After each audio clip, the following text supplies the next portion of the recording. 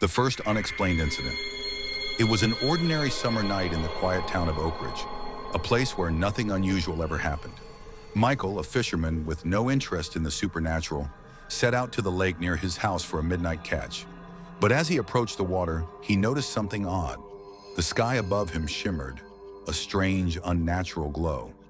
The stars weren't just twinkling, they were shifting, moving in patterns that made no sense.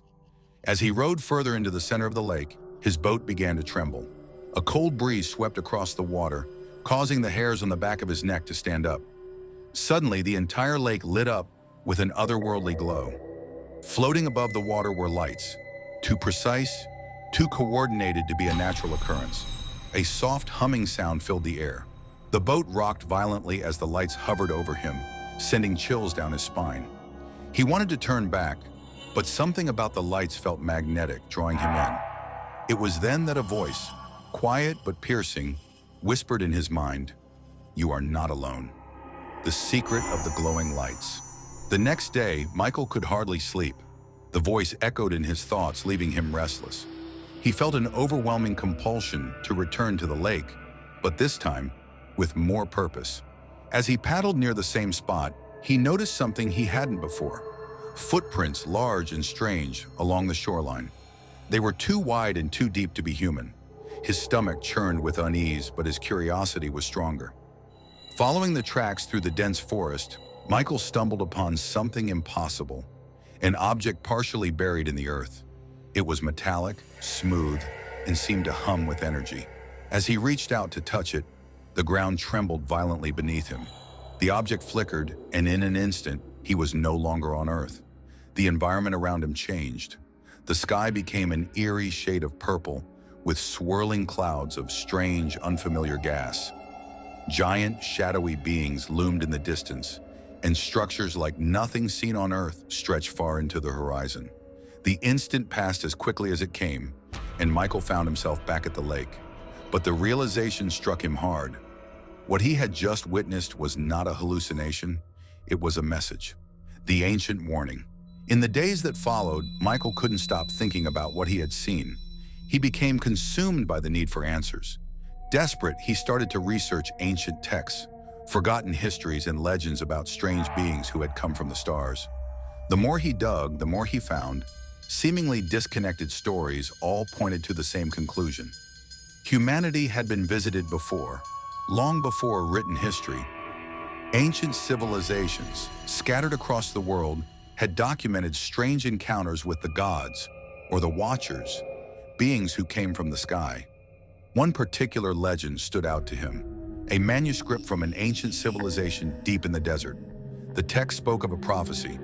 The visitors will return when the sky opens, and only then will the world see the truth. But the warnings were clear. The visitors were not benevolent beings, but rather a powerful force that sought to guide humanity toward evolution, or to its destruction.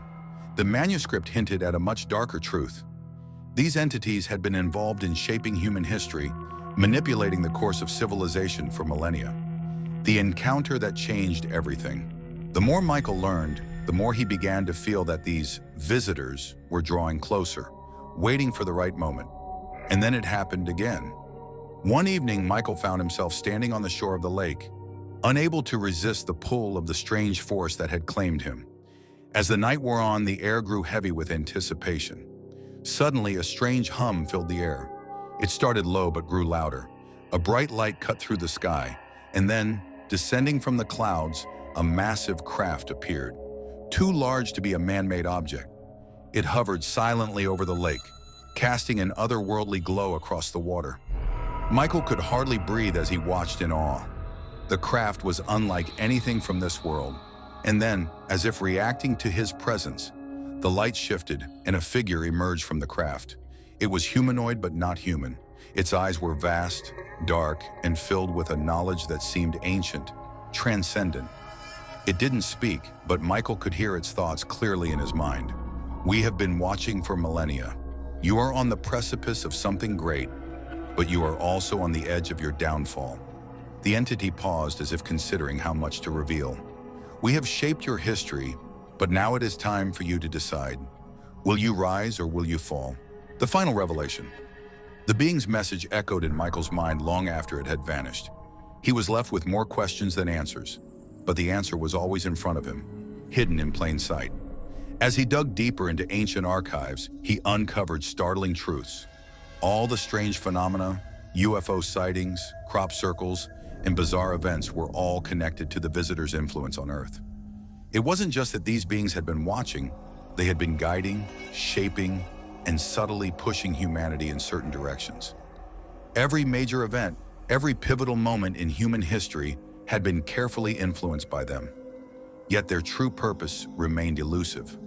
Why had they waited so long to make their presence known? The answer came one night when Michael returned to the lake for one final time. The craft appeared again, hovering above the water, and this time it spoke directly to him. The time has come.